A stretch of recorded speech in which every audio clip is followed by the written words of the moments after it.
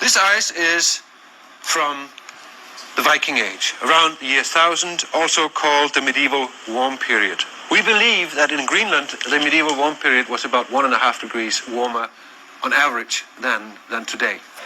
Nordgrip, the Greenland ice core project, is being reopened to drill the last few meters through the ice sheet to the rock beneath the research station.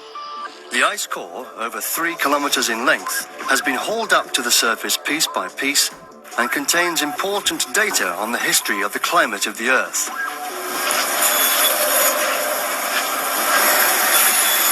It bears the fingerprints of climatic conditions over more than 120,000 years.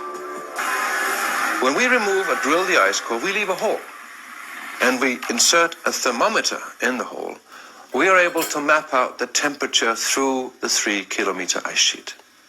Now that temperature, if we do it precisely enough, a thousandth of a degree accuracy, then the ice has not forgotten how cold or warm it was on the surface at the time the snow fell.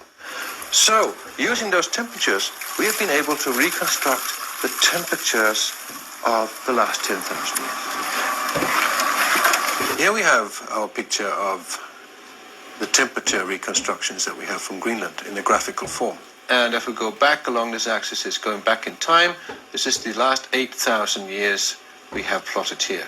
On this axis, we have the temperatures at the site in Greenland, and we can see that if we go back from now, about 4,000 years ago, we would have temperatures up here for about 4,000 years that were 2.5 degrees warmer on average than today.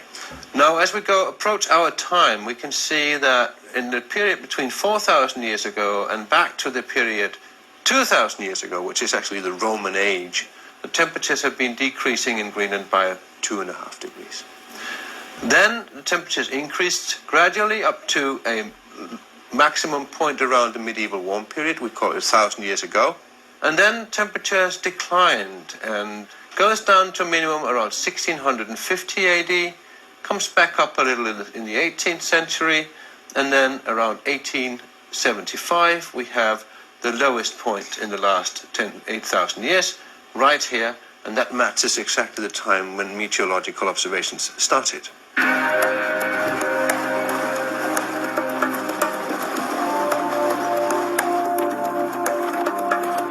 Other core samples from elsewhere in Greenland confirm that the Little Ice Age ended about 140 years ago, at the coldest point in the last 10,000 years.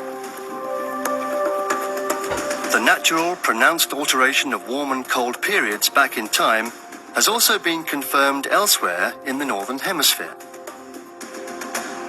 Carbon-14 dating of organic matter from peat bogs and tree rings confirms the pattern.